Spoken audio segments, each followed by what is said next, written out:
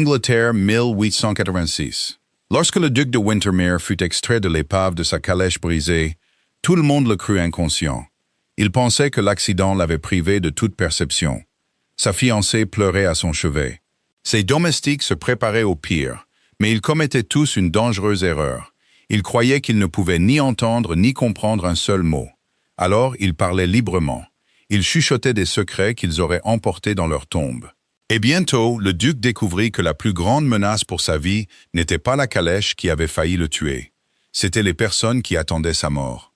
Avant de continuer, dites-nous d'où vous nous regardez aujourd'hui. Si vous aimez les histoires de courage, de trahison et de justice, n'oubliez pas de vous abonner. Car l'histoire d'aujourd'hui nous rappelle que les plus grands dangers viennent souvent de ceux en qui nous avons le plus confiance.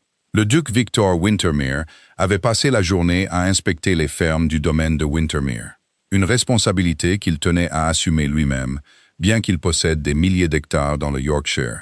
Avant de quitter la chaumière du dernier locataire, il s'arrêta. Il assura à une veuve âgée que les réparations de son toit qui fuyait commenceraient avant l'hiver. C'était une petite promesse, mais tous ceux qui connaissaient le duc savaient qu'une fois sa parole donnée, il la tenait. Thomas Barrett attendait avec la calèche. C'était un cocher qui avait servi fidèlement la famille Wintermere pendant près de 20 ans. Ses mains sûres avaient guidé 3 générations de la famille sur les routes d'Angleterre. Le duc ne confiait sa vie à personne d'autre avec autant de confiance. « Vous avez assez fait attendre votre famille pour aujourd'hui, Thomas, » dit le duc en montant dans la calèche. « Madame Barrett vous attendra à la maison avant la tombée de la nuit. » Thomas sourit poliment en prenant les rênes. « Elle sait que mon premier devoir est envers votre grâce. »« Et votre première bénédiction, » répondit le duc. « Ce sont votre femme et vos enfants. Espérons que les routes nous seront clémentes. » Sur ce, les chevaux partirent en direction de Wintermere Court. Le trajet du retour n'aurait dû prendre qu'un peu plus de 2 heures. À Wintermere Court, les préparatifs pour des jours plus heureux se poursuivaient sans interruption. Lady Evelina Maud, la femme que le duc comptait épouser avant la fin de l'année, s'était récemment rendue au domaine pour discuter des arrangements pour le mariage. Les domestiques s'attendaient à ce que le mariage unisse 2 familles respectées. Chaque serviteur avait reçu des tâches supplémentaires pour préparer la maison selon la tradition de Wintermere. Monsieur Percival Fairmont, l'avoué du domaine, avait passé plusieurs jours à examiner les contrats de mariage et les papiers de famille. Pendant ce temps, Monsieur Edwin Granger, l'intendant, supervisait les inventaires de l'argenterie, des peintures et des objets de famille qui seraient exposés pendant les célébrations. Parmi ceux qui accomplissaient des tâches plus discrètes, se trouvait une jeune femme de chambre nommée Sylvia Fenwick. Elle servait à Wintermere Court depuis moins de 2 ans. Pourtant, les serviteurs plus âgés remarquaient souvent ses manières douces. Si une autre femme de chambre tombait malade, Sylvia terminait volontiers son travail. Si les fleurs fanaient dans les salons, elle les remplaçait avant même qu'on le lui demande. Elle ne cherchait jamais les éloges, bien qu'elle en méritât souvent. Loin du Yorkshire, le plus vieil ami du duc, M. Conrad Hatherley, était occupé par son travail juridique à Londres. Il prévoyait de visiter Wintermere Court une fois la date du mariage annoncée. Même le lointain cousin du duc, M. Oswin Vale, avait récemment écrit. Il exprimait son intention d'assister aux célébrations après plusieurs années loin du domaine. Personne n'imaginait que ses projets seraient bientôt assombris par une tragédie. La calèche roulait tranquillement sur une route de campagne silencieuse, bordée de chênes centenaires qui se balançaient sous un ciel couvert. Thomas avait parcouru cette route si souvent qu'il aurait presque pu la conduire les yeux fermés. Puis, sans crier gare, un craquement sec déchira l'air de l'après-midi. La calèche fit une embardée violente. Une des roues s'arracha de l'essieu. Les chevaux s'emballèrent, paniqués. La calèche bascula sur le côté, rebondissant sur la route cahoteuse, avant de foncer vers un profond fossé. Thomas luttait avec les rênes, de toutes ses forces, pour maîtriser les chevaux terrifiés. Réalisant qu'il ne pouvait plus sauver la calèche, il fit un dernier choix. Il se jeta en arrière, plaçant son propre corps entre le duc et la calèche qui s'effondrait. L'impact fut dévastateur. Le bois vola en éclats comme du petit bois. Les ferrures se tordirent sous le poids écrasant. Les chevaux effrayés hurlèrent avant que le silence ne s'installe sur la route déserte. Des ouvriers agricoles travaillant dans un champ voisin se précipitèrent vers l'épave. Ils trouvèrent Thomas Barrett gisant, immobile, sur le sol. Le cocher qui avait consacré 2 décennies à protéger la famille Wintermere avait donné sa vie dans un dernier acte de loyauté. Le duc restait piégé sous la calèche brisée. Il saignait abondamment, mais respirait encore. La nouvelle parvint à Wintermere Court avant le coucher du soleil. En quelques minutes, palefreniers, serviteurs et ouvriers du domaine se hâtèrent vers les portes. La calèche endommagée revenait, transportant non pas son maître fièrement assis, mais son corps inconscient, étendu sur une civière improvisée.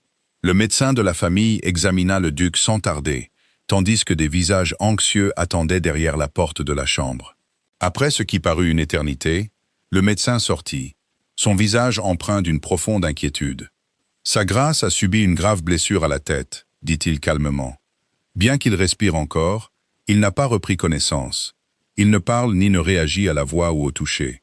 Dieu seul sait s'il se réveillera un jour. Un lourd silence s'abattit sur Wintermere Court. La nouvelle se répandit comme un givre d'hiver. Les préparatifs du mariage cessèrent. Les serviteurs baissèrent la voix. Les bougies brûlèrent tard dans la nuit. Du plus grand salon au plus humble quartier des domestiques, une question planait sur la grande demeure. Si le duc ne rouvrait jamais les yeux, qu'adviendrait-il de Wintermere Court? La première chose dont le duc Victor Wintermere prit conscience fut le silence. Pas le silence paisible du sommeil, mais l'étrange quiétude d'une pièce où des voix s'élevaient et s'abaissaient autour de lui, alors qu'il était incapable de répondre. Il essaya d'ouvrir les yeux. Rien ne se passa. Il essaya de lever une main. Son corps refusa d'obéir. Même prononcer un seul mot s'avéra impossible. Pourtant, il entendait tout. La voix du médecin fut la première. Sa respiration reste stable, mais il n'y a aucun signe de retour à la conscience. Nous ne pouvons que le maintenir dans un état confortable et prier pour que, par la grâce de Dieu, il puisse se réveiller. Des pas traversèrent la chambre avant que la porte ne se referme. Les pensées de Victor s'emballèrent. Il voulait leur dire qu'il était réveillé. Il voulait rassurer tous ceux qui attendaient derrière la porte qu'il vivait encore, prisonnier de son propre corps. Une fois de plus, il lutta pour bouger, tendant chaque muscle qu'il ne pouvait plus commander. Rien. Les jours passèrent, et il ne pouvait les mesurer qu'aux sons changeants qui l'entouraient. Le matin apportait les serviteurs qui ouvraient les rideaux, s'occupaient du feu et remplaçaient silencieusement les fleurs à son chevet. Les soirs arrivaient avec des voix plus douces et le son lointain de la cloche de l'église. Au début, chaque visiteur qui entrait le remplissait d'espoir. Sûrement quelqu'un remarquerait. Sûrement ses doigts bougeraient. Sûrement ses yeux s'ouvriraient. Au lieu de cela, chaque tentative se soldait par la même défaite écrasante. Peu à peu, une autre pensée lui vint à l'esprit.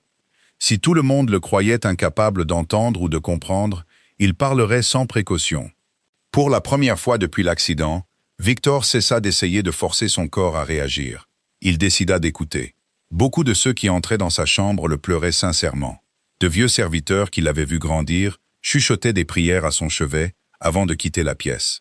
Les palefreniers parlaient du courage de Thomas Barrett, pleurant le loyal cocher qui avait donné sa vie pour protéger son maître.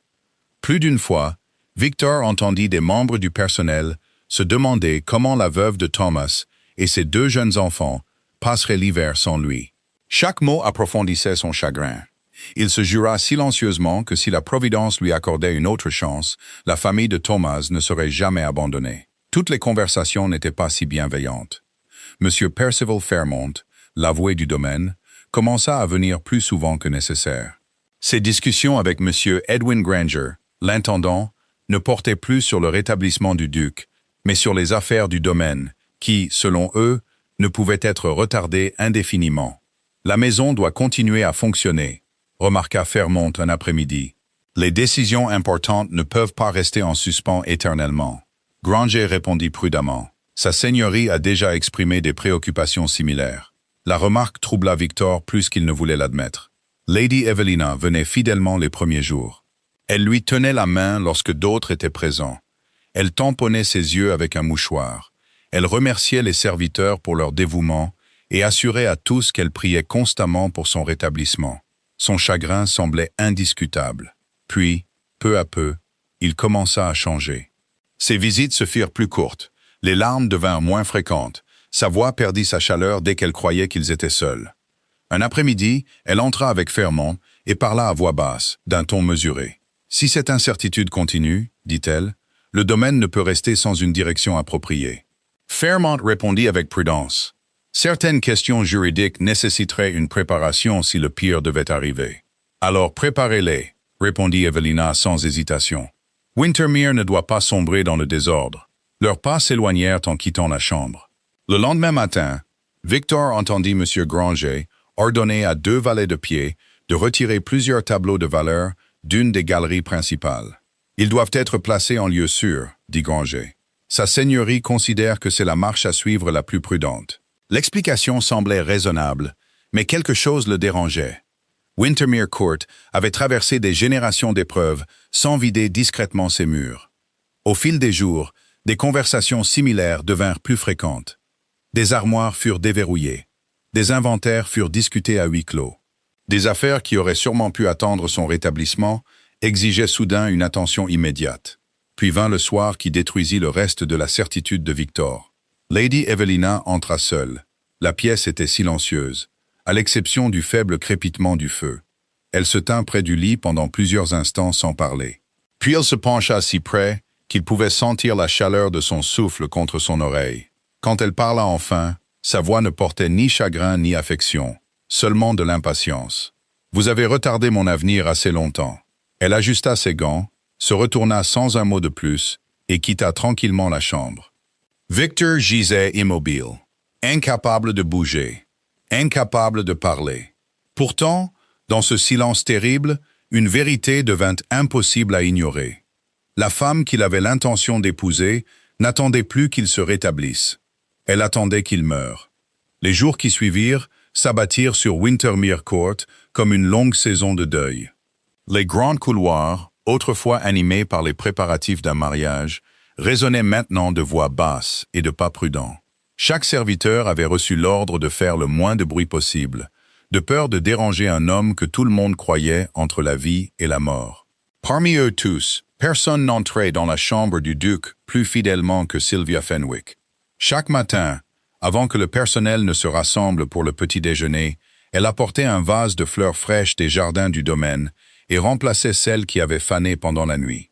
C'était une tâche simple, mais elle l'accomplissait avec un soin discret, croyant que même une pièce accablée par la souffrance ne devrait jamais être privée de quelque chose de vivant. Elle ne se pressait jamais. Elle redressait les draps, ouvrait les rideaux pour laisser entrer la lumière du matin et s'assurait que le feu n'était pas trop bas avant de sortir discrètement de la pièce. Chaque soir, elle revenait. La gouvernante avait un jour fait remarquer que les voix familières apportaient souvent du réconfort aux malades, qu'ils répondent ou non. Sylvia s'était souvenue de ces mots. Certains soirs, elle ouvrait la Bible de la famille et lisait un psaume d'une voix calme et douce. D'autres fois, elle choisissait des passages des romans usés de Sir Walter Scott, que le duc était connu pour admirer. Elle n'attendait jamais de réponse. Elle croyait simplement que personne ne devrait affronter le silence seul. « J'espère que vous entendez quelque chose de tout cela, votre grâce, » dit-elle doucement un soir, en fermant le livre, « même si ce n'est que dans vos rêves. » Elle posa le volume sur la table et se prépara à partir. Puis elle s'arrêta. Pendant un très bref instant, elle crut avoir imaginé. L'index droit du duc avait bougé. Ce n'était rien de plus qu'une très légère contraction. Sylvia resta parfaitement immobile. Elle regarda de nouveau sa main. Rien. Une servante moins avisée se serait précipitée hors de la pièce en criant pour appeler le médecin. Sylvia ne le fit pas. Elle s'approcha plutôt. S'agenouillant près du lit, elle baissa la voix jusqu'à ce qu'elle soit à peine plus qu'un murmure. « Votre grâce, si vous m'entendez, bougez encore votre doigt. » Son cœur battait si fort qu'elle craignait de manquer la réponse. Plusieurs longs instants passèrent. Puis le doigt bougea. Cette fois, il ne pouvait y avoir d'erreur. Sylvia prit une profonde inspiration, mais se força à rester calme. Elle jeta un coup d'œil vers la porte de la chambre pour s'assurer que personne n'était entré avant de regarder à nouveau le duc. Ses yeux restaient fermés. Sa respiration n'avait pas changé, mais elle ne croyait plus à la conclusion du médecin. Elle se pencha plus près. « Si vous me comprenez, bougez-le une fois de plus, lentement, presque péniblement. » Le doigt remua de nouveau.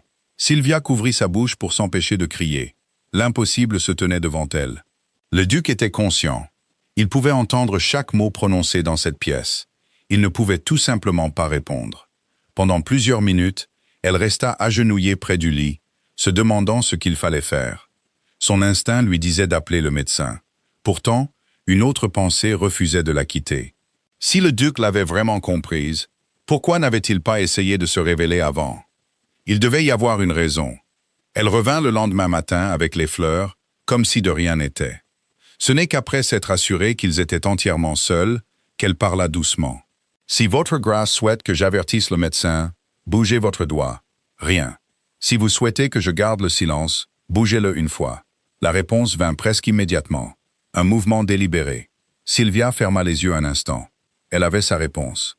À partir de ce jour, elle garda son secret aussi fidèlement qu'un serment.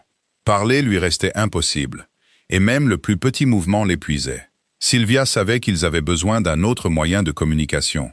En cherchant parmi le matériel scolaire inutilisé dans l'armoire des domestiques, elle trouva une petite ardoise. Le soir suivant, elle l'apporta dans la chambre sous un linge plié. Avec un morceau de craie, elle écrivit soigneusement chaque lettre de l'alphabet sur sa surface. « Je vais pointer les lettres, murmura-t-elle. Si j'atteins celle que vous souhaitez, bougez votre doigt. » La première tentative échoua. La seconde ne fut pas plus facile. Chaque effort épuisait le peu de force que le duc possédait. Sylvia ne le pressa jamais. Patiemment, elle recommença le lendemain, puis le jour suivant. Peu à peu, les lettres devinrent des mots courts, et les mots courts des messages simples. La première phrase prit la meilleure partie d'un après-midi à être complétée. Elle ne contenait que 3 mots. « Ne dites rien ». Sylvia regarda de l'ardoise à l'homme silencieux devant elle. « Je comprends votre grâce », répondit-elle doucement. « Personne ne l'apprendra de moi. » La confiance ne se bâtit pas en un seul jour. Elle grandit avec chaque conversation soigneusement gardée, chaque leçon interrompue à l'approche de pas, chaque ardoise cachée avant l'entrée d'un autre serviteur, et chaque promesse que Sylvia tint sans hésitation. Elle savait ce que la découverte signifierait. Une femme de chambre accusée d'avoir dissimulé l'état du duc pourrait perdre non seulement son poste, mais aussi sa réputation à jamais. Aucune maison respectable n'emploierait volontairement une servante jugée capable de tromper le médecin de son maître. Pourtant, elle n'hésita jamais. Quel que soit le danger à venir, Sylvia Fenwick avait fait son choix. Elle se tiendrait aux côtés d'un homme sans défense, qui ne pouvait plus se défendre, même si cela devait lui coûter tout. Conrad Haverly arriva à Wintermere Court, sans l'annonce habituellement réservée à un vieil ami de la famille. Il vint en tant qu'avocat inquiet pour un ami gravement blessé, ne transportant qu'une mallette de voyage et une lettre d'introduction que personne ne trouva inhabituelle. Lady Evelina elle-même le reçut poliment, le remerciant d'avoir fait le voyage depuis Londres et l'assurant que l'état du duc restait inchangé. « Cela le réconfortera de savoir que vous êtes venu », dit-elle avec une tristesse étudiée. Conrad s'inclina respectueusement, bien que quelque chose dans ses manières le troublât. Victor avait souvent écrit sur Lady Evelina avec chaleur, mais le chagrin devant lui semblait soigneusement arrangé, comme si chaque mot avait été choisi avant d'être prononcé. Ce soir-là, alors que la maison s'installait dans un silence mal à l'aise, Sylvia Fenwick traversa discrètement le passage des domestiques, en portant une liasse de linge frais plié. Cachée en dessous, se trouvait une seule feuille de papier. Elle attendit de trouver Conrad seul, dans la bibliothèque. « Mes excuses pour vous déranger, monsieur, » dit-elle doucement. Sa grâce a demandé que ce volume soit remis sur les étagères avant que la poussière ne l'abîme. Elle posa la liasse sur une table et se retira avant qu'un autre serviteur n'arrive au coin du couloir. Ce n'est qu'après la fermeture de la porte que Conrad déplia le papier dissimulé à l'intérieur. L'écriture était brève. « Faites confiance à mademoiselle Fenwick. Ne parlez à personne. J'entends tout. » Pendant plusieurs instants, il fixa simplement les mots. Il reconnut immédiatement l'écriture de son ami. Personne d'autre n'aurait pu les écrire. Sans plus attendre, il brûla la note dans la cheminée jusqu'à ce qu'il n'en reste que des cendres grises. À partir de cette nuit, Conrad abandonna toutes les hypothèses qu'il avait faites sur l'accident. Il cessa de se demander si le duc se rétablirait. Au lieu de cela, il commença à se demander qui bénéficierait de sa mort. Ses questions étaient prudentes, jamais pressées, jamais répétées devant la même personne. Il examina les registres du domaine, sous prétexte d'aider aux questions juridiques entourant le mariage reporté. Il demanda les livres de compte déjà tenus par l'intendant. Il compara les inventaires préparés avant l'accident avec ceux qui étaient maintenant soumis à examen. De petites irrégularités commencèrent à apparaître. Plusieurs livres de comptes du domaine étaient introuvables. Des reçus autrefois soigneusement conservés avaient disparu. Les inventaires ne correspondaient plus au contenu des galeries principales. Chaque découverte prise isolément aurait pu être considérée comme de la négligence. Ensemble, elles suggéraient quelque chose de bien plus délibéré. Pendant ce temps, confiné à son lit, le duc Victor continuait d'écouter. Les conversations devenaient plus audacieuses de jour en jour.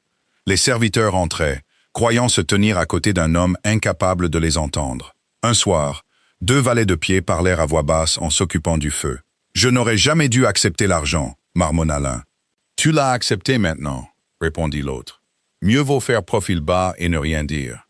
Et si quelqu'un demande, ils ne le feront pas. » Les pas s'éloignèrent avant que Victor n'en apprenne davantage. Mais les mots restèrent lourds dans ses pensées. De l'argent avait changé de main. Quelqu'un à Wintermere Court payait des serviteurs pour qu'ils gardent le silence. Une vérité plus troublante suivit quelques jours plus tard. M. Fairmont, l'avoué, entra avec M. Granger, l'intendant. « La calèche endommagée a été enlevée », dit Granger à voix basse. Fairmont hocha la tête. « Aucun examen inutile ne doit avoir lieu. La roue a cédé exactement comme prévu. » Le cœur de Victor se mit à battre la chamade. « Prévu ?» Granger baissa encore plus la voix. Personne ne soupçonne que la goupille avait été desserrée à l'avance. Aucun des 2 hommes ne réalisa que le duc avait entendu chaque mot. Le crash n'avait pas été un accident. Quelqu'un avait saboté la calèche, avant même qu'il ne commence son voyage de retour. Thomas Barrett n'était pas mort par malchance. Un fidèle serviteur avait perdu la vie parce qu'une autre personne avait planifié la mort du duc. Alors que Conrad suivait discrètement une piste après l'autre, un nom inattendu commença à apparaître plus souvent que tout autre. Monsieur Oswin Vale, le lointain cousin du duc, avait récemment échangé plusieurs lettres privées avec Fairmont. Il avait assisté à des réunions concernant les affaires du domaine, bien qu'il n'ait aucune autorité sur celles-ci. Plus d'une fois, des serviteurs se souvinrent l'avoir vu en conversation avec Lady Evelina, peu avant l'accident. Quand Conrad rencontra enfin Oswin en personne, il s'attendait à de l'arrogance. Au lieu de cela, il trouva un homme troublé qui avait du mal à le regarder dans les yeux.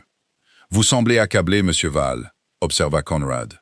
Oswin força un faible sourire. « La saison a été difficile pour tout le monde, pour certains plus que pour d'autres. » Les mots firent mouche. La confiance d'Oswin vacilla. Au cours des jours suivants, Conrad remarqua que le changement devenait plus difficile à dissimuler pour lui. Il s'attardait devant les pièces où Lady Evelina et Fairmont tenaient des discussions privées, pour ensuite repartir avec un air de plus en plus mal à l'aise. Il évitait complètement de parler de l'état du duc. Plus d'une fois, Conrad le surprit à regarder la place vide de Thomas Barrett dans la cour de l'écurie, avec un regret indubitable. Finalement, Oswin chercha Conrad en privé. « Je n'ai jamais souhaité la mort de qui que ce soit, » dit-il, sa voix à peine plus qu'un murmure. Je croyais qu'ils avaient seulement l'intention de persuader sa grâce de renoncer à certaines responsabilités après le mariage. J'ai été assez stupide pour croire ce que je voulais croire. » Conrad ne dit rien.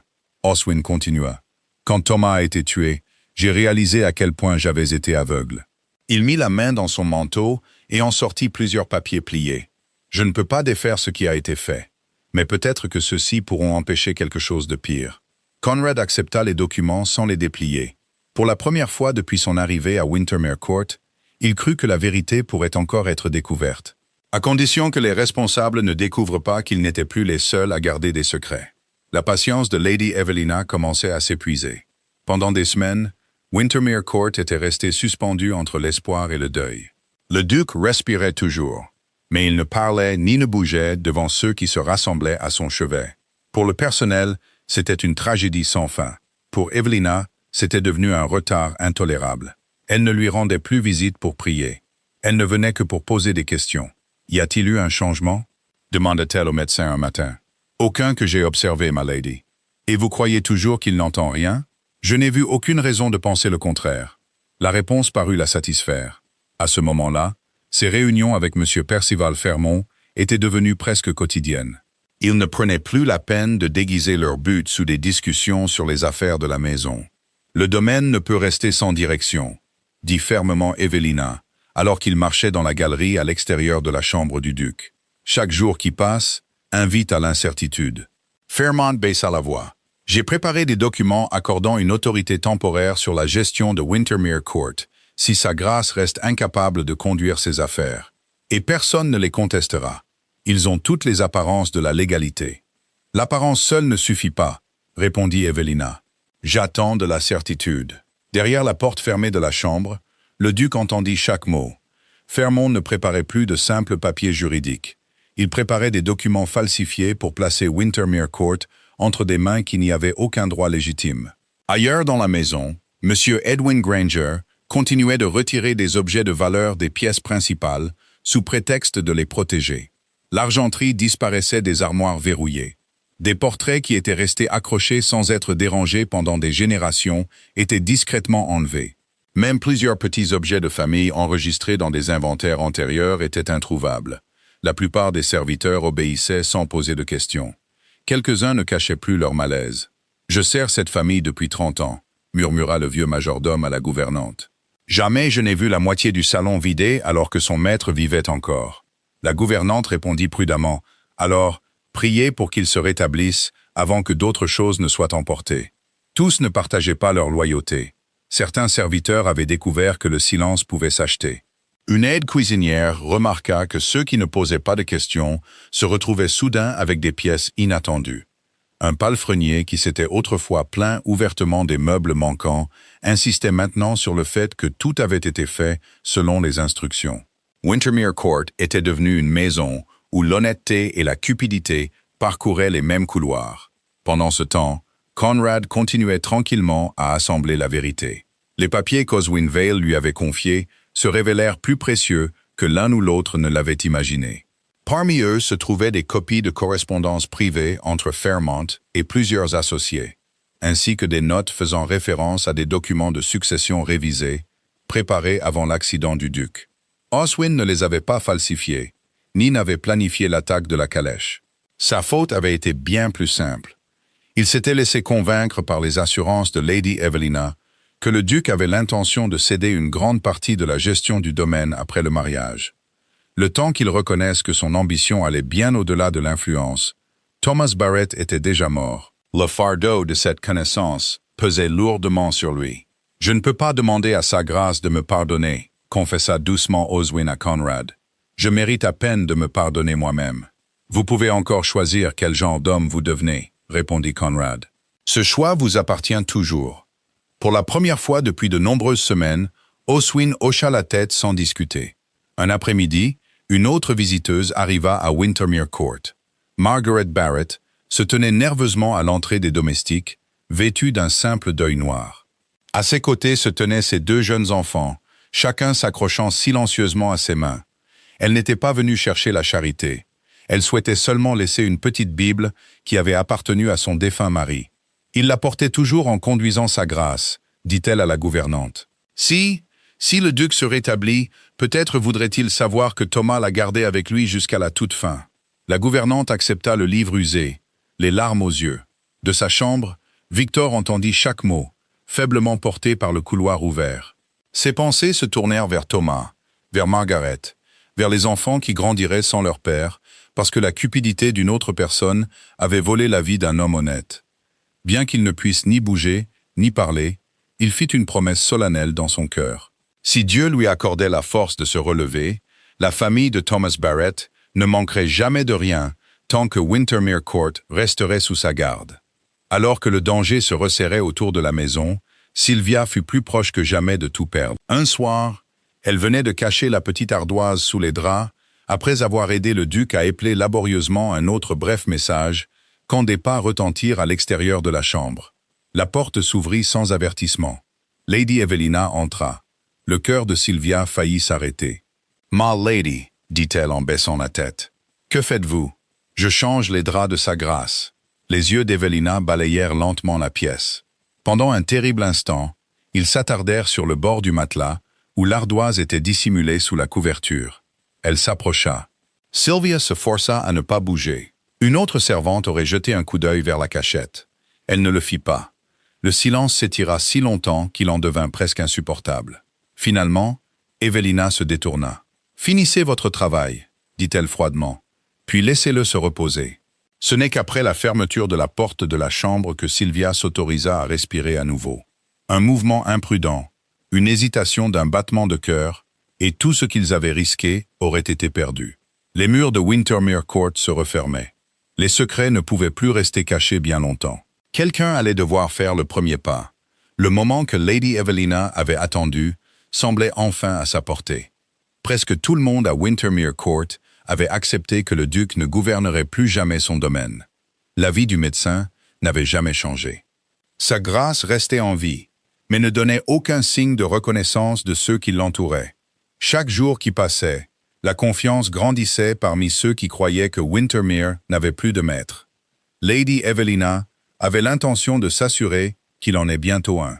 Tôt ce matin-là, elle convoqua M. Percival Fairmont au domaine, avec une dernière série de documents juridiques. M. Edwin Granger reçut l'ordre d'y assister, ainsi que 2 serviteurs principaux qui jureraient plus tard avoir été témoins de la procédure. Le médecin fut également invité, non pas pour examiner son patient, mais pour confirmer une fois de plus que le duc restait incapable de comprendre quoi que ce soit qui lui était présenté. Toutes les précautions avaient été prises. Toutes les questions avaient déjà trouvé leur réponse. Du moins, c'est ce que croyait Lady Evelina. De son lit, Victor entendit chaque voix familière entrer dans la chambre. Fairmont déplia soigneusement plusieurs documents bien préparés sur une petite table d'écriture avant de les apporter au chevet du lit. « Les papiers sont en ordre, ma lady », dit-il doucement. Une fois signés par des témoins, il ne devrait y avoir aucune difficulté à assumer l'autorité temporaire sur les affaires du domaine. Le médecin jeta un coup d'œil au duc immobile avant de parler. Comme je l'ai déjà déclaré, sa grâce n'a montré aucune conscience de son environnement. Il ne répond ni à la voix ni au mouvement. Je crains que son état ne reste inchangé. Ces mots semblèrent lever la dernière hésitation dans la pièce. Lady Evelina s'avança. Pendant des semaines, elle avait caché son impatience derrière un chagrin soigneusement mesuré. Maintenant, croyant la victoire à quelques instants, même ce déguisement commençait à s'estomper. Elle baissa les yeux sur l'homme qu'elle avait autrefois promis d'épouser. Il n'y avait aucune tendresse dans son expression, seulement de l'attente.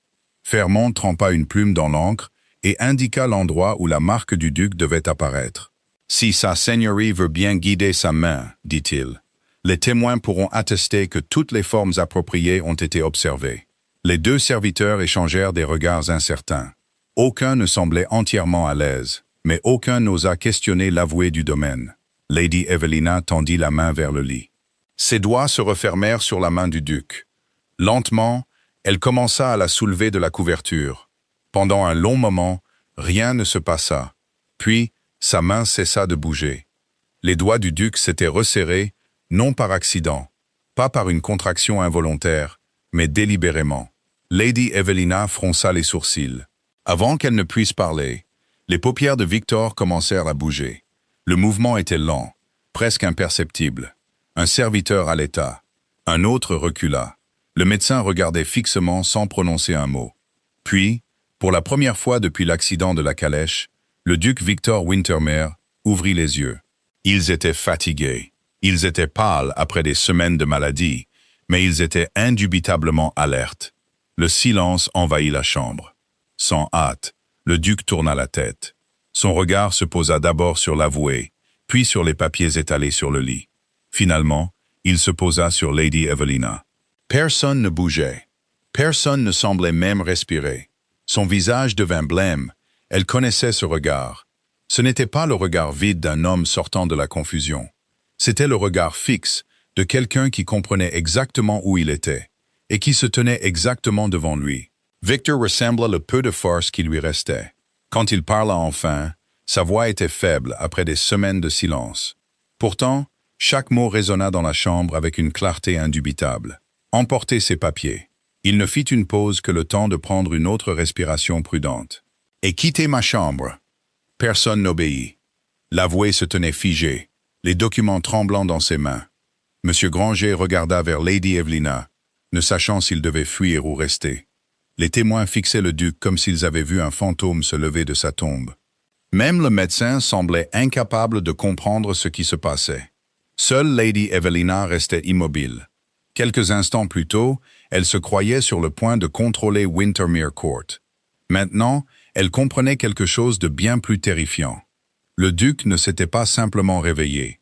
Il avait entendu chaque conversation tenue à son chevet, chaque plan chuchoté, chaque discussion avec Fairmont, chaque instruction donnée à Granger, chaque mot qu'elle croyait avoir disparu dans le silence d'un homme inconscient. Ses lèvres s'entr'ouvrirent, mais aucune explication ne vint. Aucune ne le pouvait.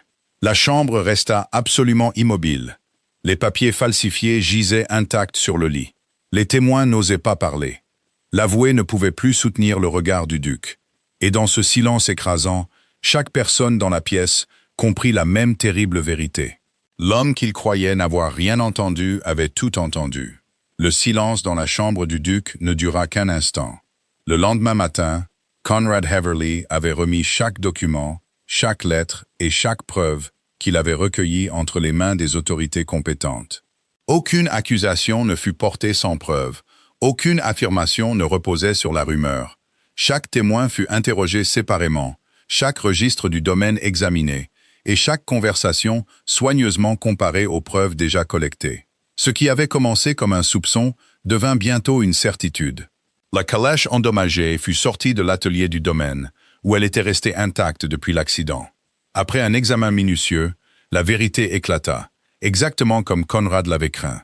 La goupille qui fixait l'une des roues ne s'était pas desserrée par usure normale. Elle avait été délibérément desserrée avant que le duc ne commence son voyage de retour. Il ne pouvait plus y avoir de doute honnête sur le fait que l'accident était malheureux. Les documents de succession modifiés racontaient une histoire tout aussi accablante. Plusieurs signatures avaient été copiées. Des clauses importantes avaient été réécrites. L'autorité sur Wintermere Court devait être transférée sous prétexte que le duc ne serait plus jamais capable de gouverner ses propres affaires. M. Percival Fairmont offrit explication sur explication. Aucune ne survécut à l'examen. L'avoué, qui avait autrefois joui de la confiance de la famille Wintermere, fut démis de ses fonctions, radié du barreau et placé en détention pour répondre de son rôle dans la conspiration. Le sang-froid de Lady Evelina ne dura guère plus longtemps. Elle nia chaque accusation portée contre elle, insistant sur le fait qu'elle n'avait agi que pour le bien du domaine. Pourtant, un témoin après l'autre confirma des conversations privées, des instructions hâtives et des réunions qu'elle croyait ne jamais voir révélées. Confrontée au poids écrasant des preuves, elle constata qu'il n'y avait aucune échappatoire gracieuse à la vérité. Elle aussi fut emmenée pour répondre de son rôle dans le complot contre la vie du duc. Une fois les responsables écartés, l'ordre revint lentement à Wintermere Court. Les objets de famille manquants furent retrouvés. Les registres du domaine furent corrigés. Les serviteurs qui avaient accepté de l'argent en échange de leur silence furent renvoyés, tandis que ceux qui étaient restés fidèles reprirent leurs fonctions avec une confiance renouvelée. Un seul homme se présenta avant d'être convoqué. Oswin Vale demanda la permission de parler au duc lui-même. Soutenu par Conrad, Victor le reçut en privé. Oswin n'essaya pas de se défendre. « J'ai confondu l'ambition avec l'opportunité », admit-il doucement. « Je me suis laissé croire ce qui n'aurait jamais dû être cru. Ma faiblesse a coûté la vie à un homme innocent, et pour cela, je porterai la honte pour le reste de mes jours. » Le duc le regarda longuement. « Vous ne pouvez pas changer ce qui a été fait, » répondit-il enfin. « Mais vous avez choisi d'aider avant que la vérité ne soit perdue à jamais. Cela n'efface pas votre échec, mais une confession honnête ne doit pas non plus être ignorée. » Oswin baissa la tête. « Je ne demande rien de plus que la chance de passer le reste de ma vie à prouver que je méritais cette clémence. » Le duc hocha la tête une seule fois. Ce n'était pas un pardon complet. C'en était le début. Une promesse, cependant, ne nécessitait aucun délai. Victor fit venir Margaret Barrett et ses enfants. Quand ils arrivèrent, la veuve semblait ne pas savoir si elle devait se tenir debout ou s'agenouiller devant son employeur. Le duc lui épargna la décision. « C'est votre mari qui m'a sauvé la vie, » dit-il. « Aucun de mes actes ne peut récompenser une telle loyauté. » Il ordonna à l'avoué nommé pour remplacer Fairmont d'établir une généreuse pension à vie pour Margaret et de pourvoir à l'éducation et à l'avenir de ses deux enfants. Ils ne manqueront de rien tant que Wintermere Court restera sous ma garde. Les larmes emplirent les yeux de Margaret. « Mon mari croyait qu'il n'y avait pas de meilleur maître en Angleterre, murmura-t-elle. « Il m'a honoré de sa loyauté, » répondit le duc. « Il est maintenant de mon devoir d'honorer la sienne. » Au fil des mois, la force revint lentement. Les blessures de l'accident de la calèche avaient laissé leur marque, et le duc réapprit à marcher, à l'aide d'une canne en chêne poli. Chaque pas exigeait de la patience, mais chacun lui rappelait que la vie lui avait été rendue grâce au sacrifice d'un fidèle serviteur et au courage d'une autre. Il restait une personne qu'il n'avait pas remerciée convenablement. Un matin, plutôt que de faire venir Sylvia Fenwick, le duc demanda où on pouvait la trouver. Elle n'était pas dans le hall des domestiques. Elle était dans les jardins, cueillant soigneusement des fleurs fraîches, comme elle l'avait fait chaque matin pendant les longues semaines où personne ne croyait qu'il pouvait les entendre. Sylvia leva les yeux, surprise, en voyant le duc approcher. « Vous n'auriez pas dû vous donner la peine de venir, votre grâce, dit-elle. Je crois que la peine a trop souvent été la vôtre, répondit-il avec un doux sourire. Il la remercia non seulement d'avoir protégé sa vie, mais aussi d'avoir protégé son honneur quand il était impuissant à défendre l'un ou l'autre. Sylvia accepta sa gratitude avec une humble discrétion. « Je n'ai fait que ce que je croyais juste. Vous avez tout risqué. N'importe qui avec une conscience l'aurait fait. » Le duc sourit. « Je n'en suis plus si certain. » Elle croisa son regard un instant avant de répondre doucement. « Le caractère ne se mesure pas au titre, seulement à la bonté. » Ces mots restèrent avec lui longtemps après la fin de leur conversation. Dans les mois qui suivirent, le respect devint lentement de l'amitié, et l'amitié devint tranquillement une cour. Aucun ne se pressa, laissant le temps lui-même façonner les choses. Leur relation ne reposait pas seulement sur le rang ou la gratitude, mais sur l'honnêteté, la confiance et la connaissance que tous deux avaient vu l'autre à l'heure la plus difficile de la vie. Alors qu'un autre soleil matinal se levait sur la campagne du Yorkshire, le duc Victor Wintermere se tenait sur la terrasse de Wintermere Court. Sa canne reposait légèrement dans une main, alors que la première lumière touchait la pierre ancienne de la maison que sa famille avait gardée pendant des générations. Il avait failli perdre son titre. Il avait failli perdre la vie. Pourtant, il avait gagné une vérité bien plus précieuse que l'un ou l'autre. Les titres peuvent commander l'obéissance. Seule l'intégrité peut jamais mériter l'amour. Si cette histoire vous a rappelé que la vraie loyauté se révèle non pas dans le confort, mais dans l'épreuve, laissez un commentaire ci-dessous. Partagez cette histoire avec quelqu'un qui croit encore que l'intégrité a de l'importance. Et abonnez-vous pour plus de récits historiques où le courage trouve toujours sa récompense.